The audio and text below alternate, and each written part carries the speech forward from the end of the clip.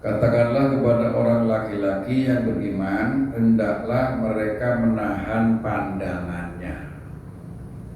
Jadi kalau kita ini orang mukmin harus bisa menundukkan pandangan. Berarti nggak boleh apa? Nggak boleh jelalatan. Ya. Jadi harus jaga pandangan.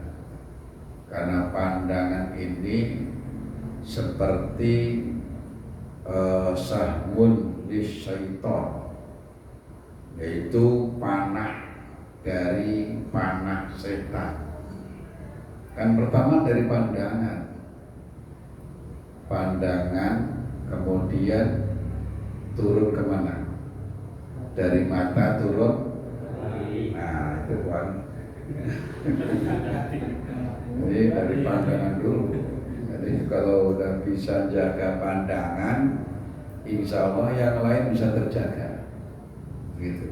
Makanya kita itu fungsi utama keselamatan pertama itu menjaga pandangan. Berarti orang buta itu berarti anugerah dari Allah, bukan? Anugerah. Karena dengan adanya buta berarti dia sudah aman dari satu sisi dari pandangan, karena dia nggak lihat, ya kan? Maka kadang-kadang orang buta itu hatinya bersih, sehingga orang buta ngapal Al-Quran kadang lebih cepat. Pernah ketemu sama orang buta yang hafal Quran? Pernah dengar? Banyak. Gitu. Nah, walaupun orang yang gak buta juga lebih banyak, tapi kalau dihitung rata-ratanya itu masih banyak orang buta. Gitu. Karena mau gak mau pandangan mata yang membuat dosa ini mengganjal. Dosa ini menjadi penghalang, sehingga ngapal susah segala macam itu diantaranya karena terganjal oleh dosa dari pandangan. Ya. Maka Allah berfirman, "Kullil mu'minina yaghuddu min absarihim."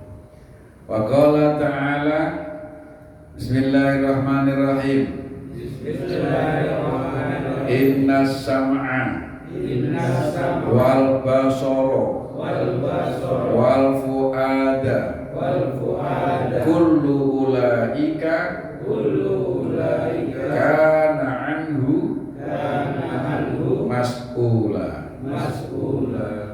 Allah Ta'ala berfirman, sesungguhnya pandangan,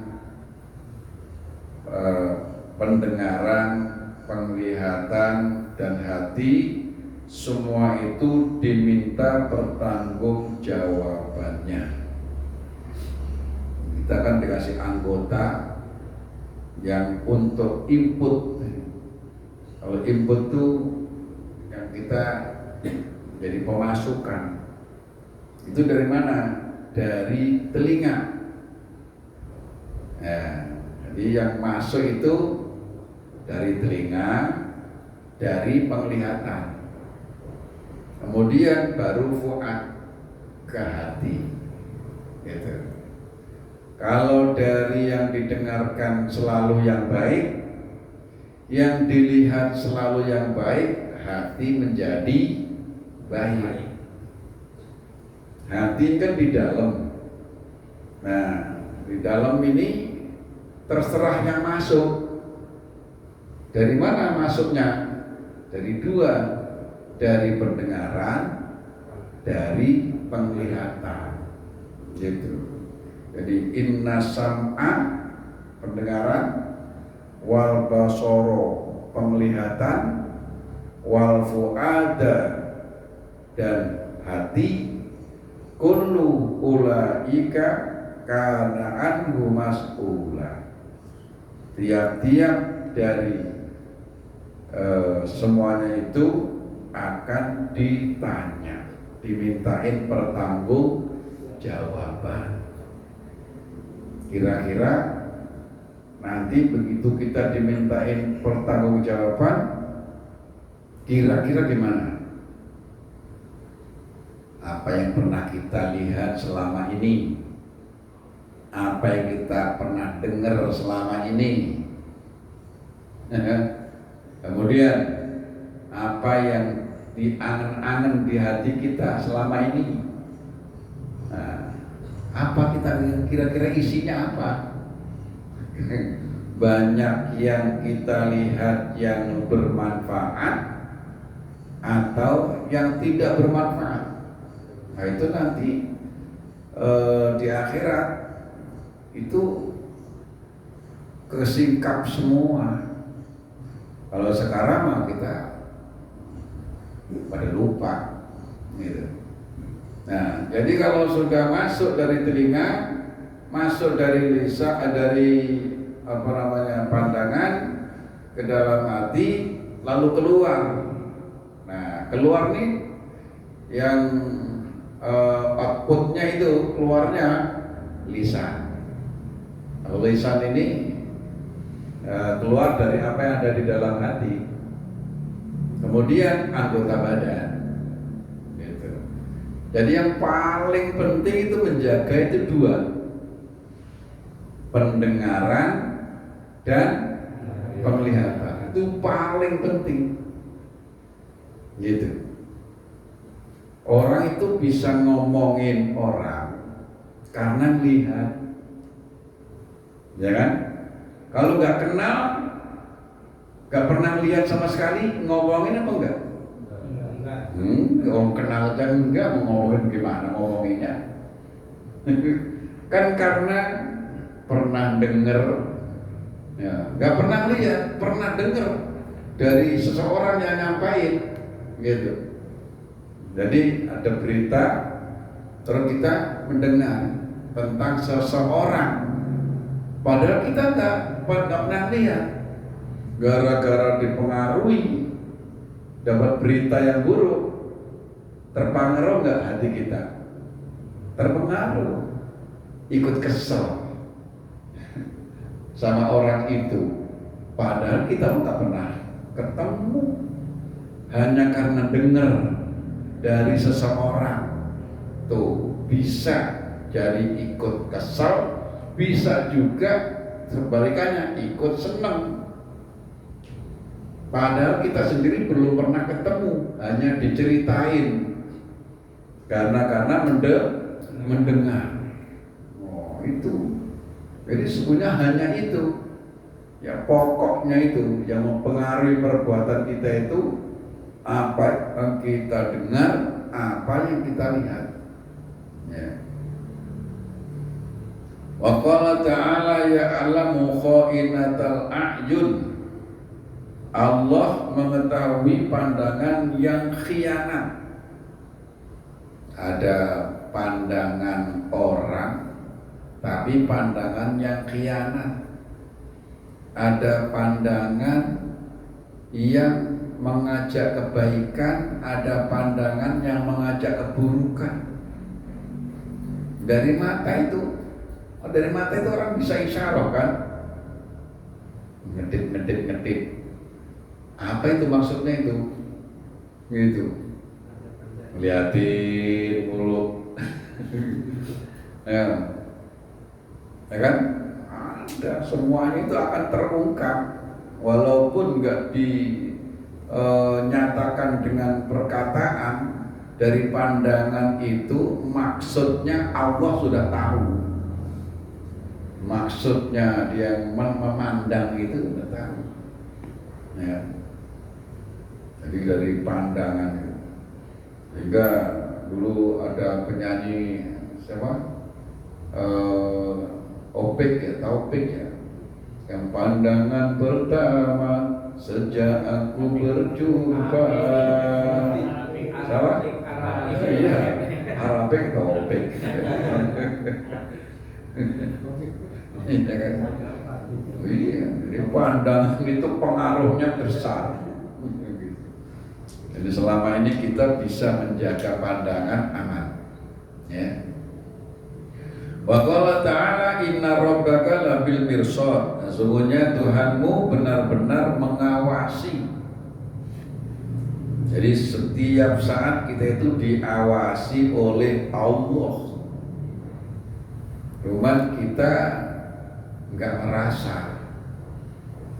Padahal CCTV Allah itu tanpa batas dan lebih teliti.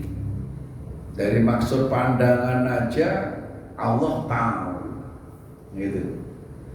Nah, kalau TV CCTV yang buatan kan nggak tahu maksudnya, gitu. Dan terbatas. Dan di CCTV yang dibikin bisa dirusak, gunting apanya, kabelnya, dia bertindak apa saja. Kalau pengawasan Allah, mau di mana kita? Mau sendiri, mau tempat terang, mau tempat gelap, mau masih dalam rencana, mau dalam hati, semua ini sudah terdeteksi semua oleh Allah. Inna rabbaka labil mirsad. Kita baca hadisnya. Bismillahirrahmanirrahim. An Abi Hurairah radhiyallahu anhu anin Nabi sallallahu alaihi wasallam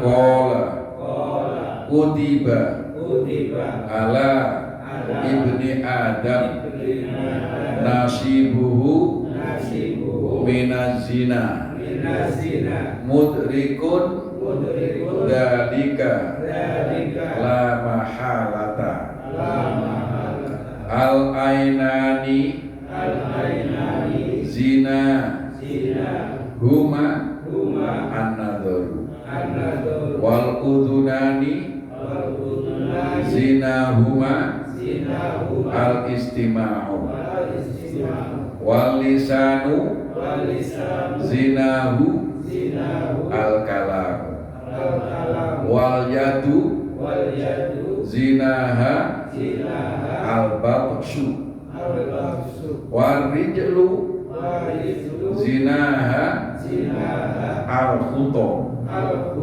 wal qalbu yahwa wa yatamanna wa yusaddiqu dalikal farju au yukadzibuhu.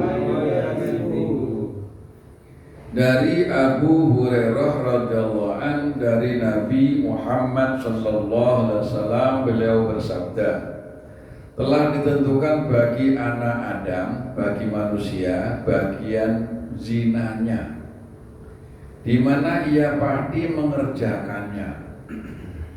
Jadi tidak ada satupun anak Adam yang tidak terlibat zina. Ini hadis Nabi. Semua pasti terlibat. Ya. Nah, apa itu? Di mana ia pasti mengerjakannya. Satu, zina kedua mata adalah melihat. Ya. Jadi melihat yang bukan muhrim. Jadi kan judulnya haram melihat perempuan yang bukan muhrim. Nah, kita melihat perempuan yang bukan muhrim itu bagian dari zina. Nah, bisa nggak kita dalam hidup ini supaya nggak terlibat? Mesti terlibat. Apalagi rumahnya pinggir jalan. Orang lewat dari 1 jam aja udah berapa orang lewat, udah macem-macem. Ada yang putih, ada yang mulus, ada yang hitam, segala macem tuh. Ya Ustaz, ya. Kalau nggak dilihat buat. Kata siapa itu? Ya. Dosa. Ini kan nggak mubadir. Kalau mubadir itu sesuatu yang bermanfaat, terus kita nggak manfaatin. Oh itu mah dosa. Makanan gitu, terus masih bagus, terus nggak kita makan, kita sia-siain, namanya mubadir. Ya kalau orang mubadir apanya?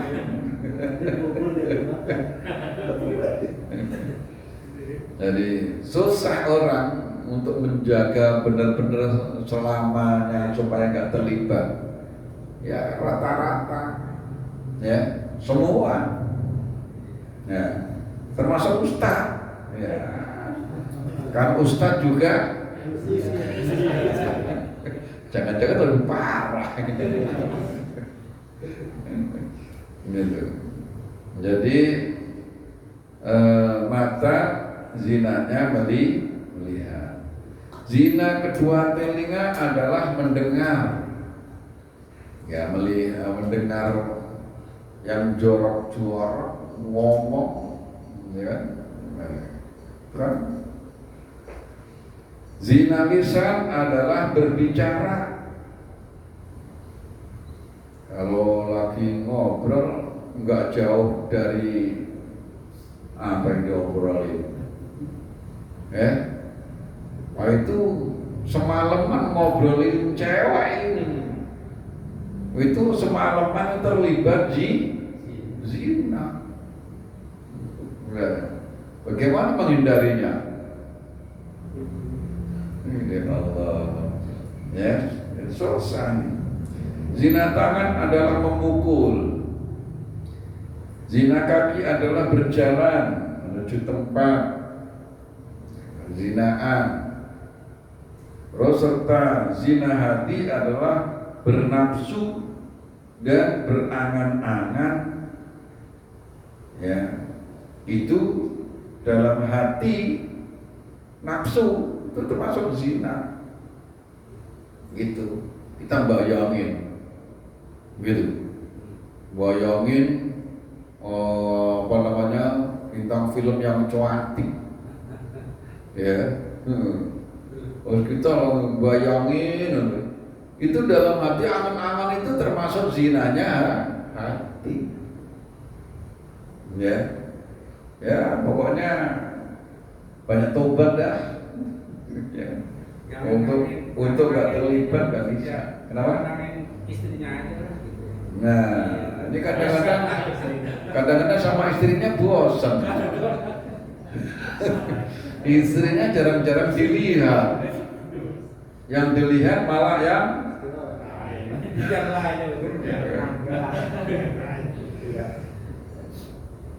kalau bicara sama istrinya kadang-kadang kasar.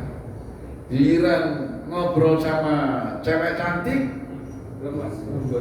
lah kenapa jadi suaranya beda? Ya Allah, datang susah menghindarinya. Yang semuanya dibuktikan atau tidak dibuktikan oleh kemaluan.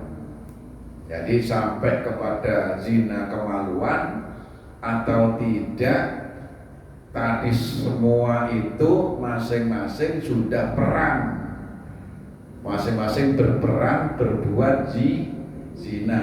Hanya ada yang sampai terus kepada perbuatan farji kemaluan, ada yang hanya sebatas memandang. Tapi pembukaannya di sini.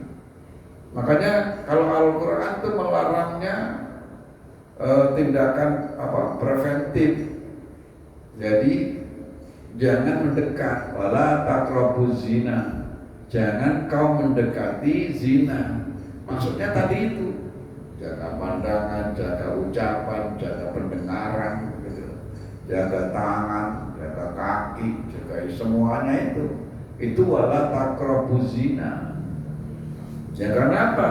Karena kalau sudah dekat, sudah dimulai gitu kan. Nah, itu mencegahnya susah. Jadi orang itu punya iman, ya, orang beriman nih. Ketika syahwat itu naik, itu iman itu hilang, ya, tergerus 75%. Kalau apa tuh syahwatnya naik. Jadi sehingga orang itu kalau sudah berhadapan, kalau sudah dekat, udah dua-duaan, sudah nafsu, gitu, itu untuk tidak terjadi itu susah, menghindarnya susah. Orang hilang 75%, kalau punya imannya 100%, masih sisa 25. Ya kalau imannya cuma 25, betekor. Nah, makanya Quran itu nyuruhnya wala takrobu, gitu, wala takrobu. Karena kalau sudah dekat, menghindarnya susah. Ya, seperti magnet ya. Iya. Nah, magnet sama besi ya, sama paku. Wah, itu langsung tek gitu aja. Karena namanya minyak plus.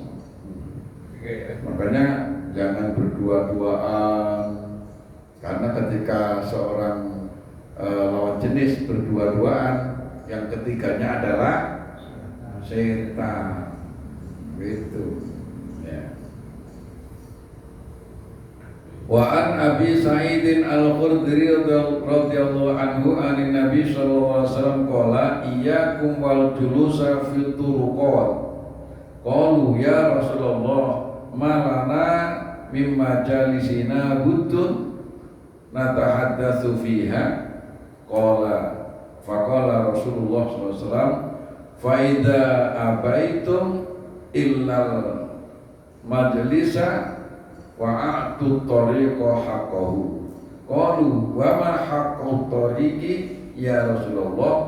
Qala ghaddul basari wa kaful ada wa raddus salam wal amru bil ma'ruf wan nahyu 'anil munkar, muttafaqun alaih.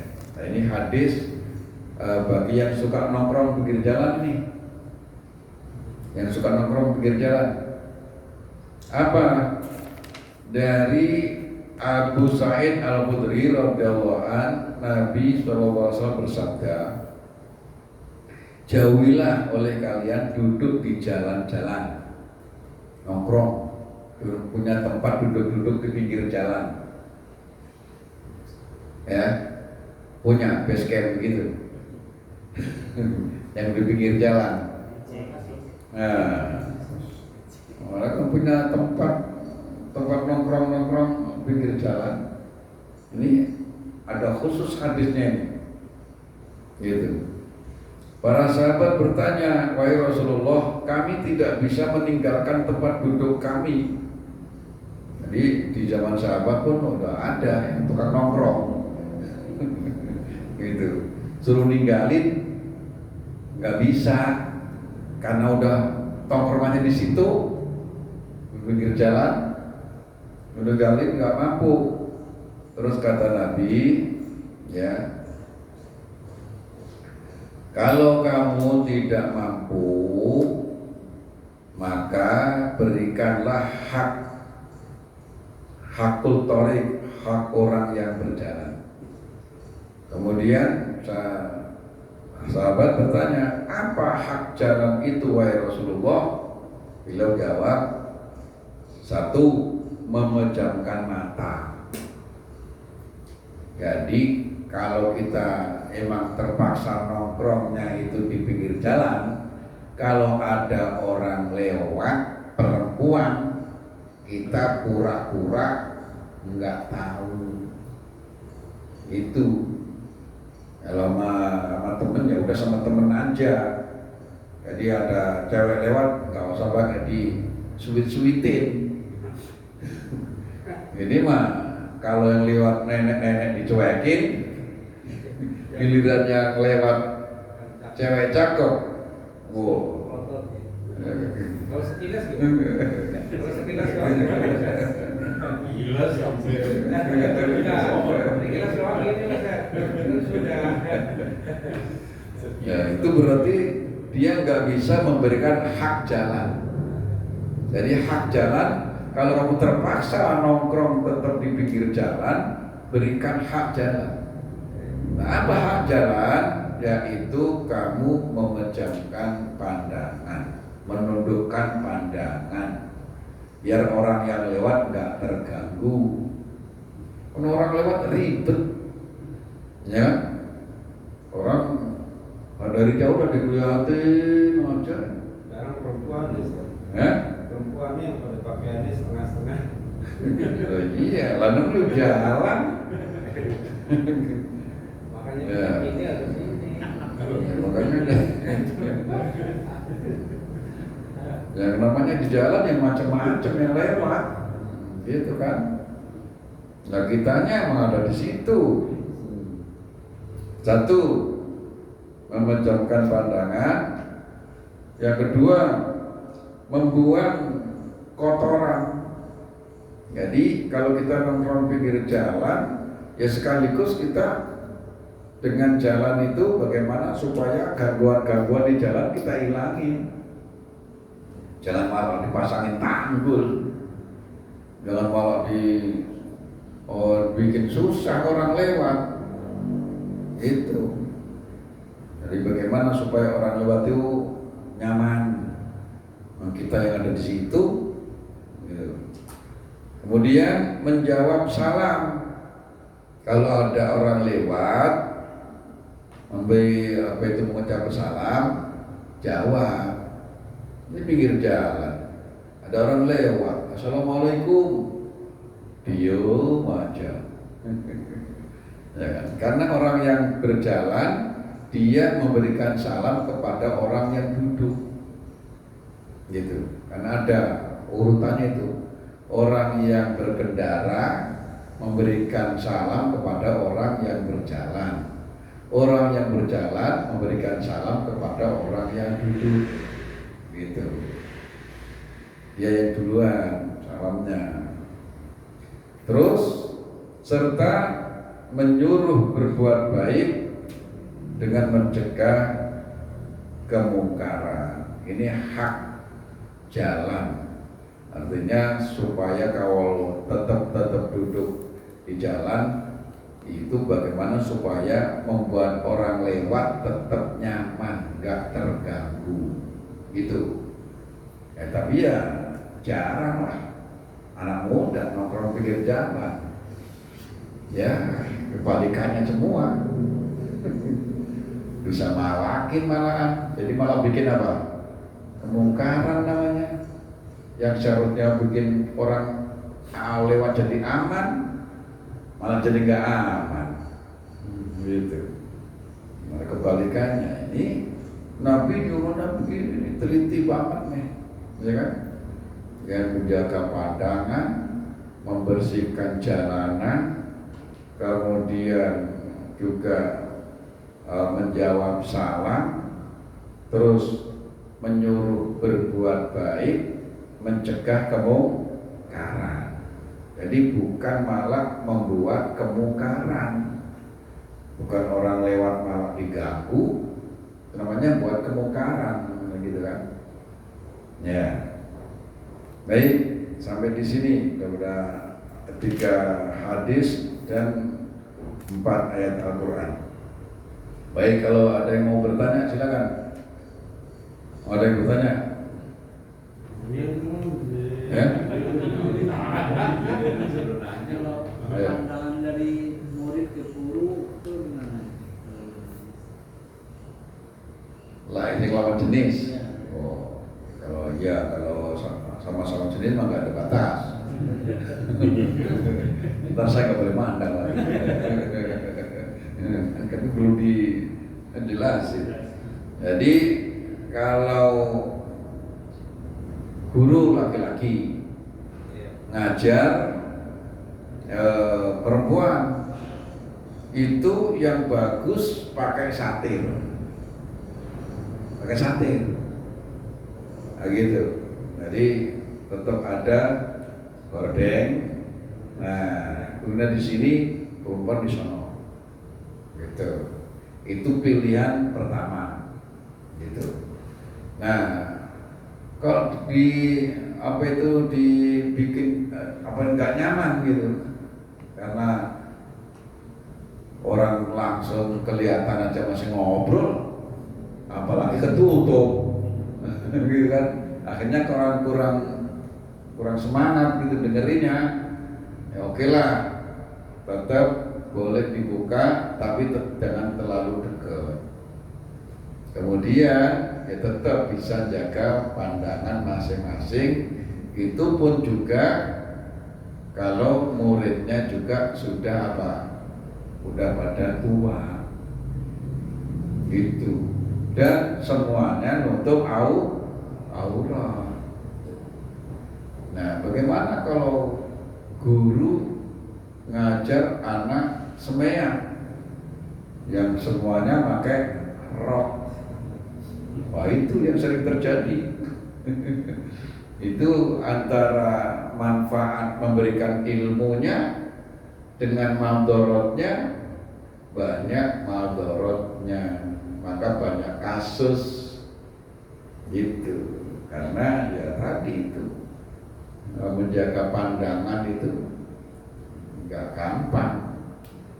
Ya kan banyak kasus guru sama murid akhirnya terjadi perzinahan itu. Ya karena tadi itu kalau sudah pandangan mata itu sudah kemana-mana sudah gitu. Ya, saya pernah ngajar dan saya baru pensiun 2 tahun. Tapi saya ngajarnya di SMK. Kalau STM, jadi muridnya rata-rata laki-laki. Dari 1.200 murid, perempuan cuma ada 10, dan itu pun pakai jilbab. Yang nggak pakai jilbab ada, tapi saya suruh duduknya di belakang. Kemudian setiap saya ngajar mesti saya nyuruh pakai jilbab, gitu. Nah, gitu. Jadi ya emang gitu resikonya. Ya kalau di sekolah-sekolah umum kan emang nggak ada gitu, nggak ada batas apa itu. Kalau sekarang sih masih banyak yang pada pakai rok panjang. Kalau dulu rata-rata pendek. Sekarang kan sudah banyak, walaupun sekolah umum umum rata-rata pakai jilbab, masih lumayan, gitu kan. Jadi tetap walaupun antara murid sama guru haram, tetap haram. Keharaman ini berlaku, gitu, berlaku.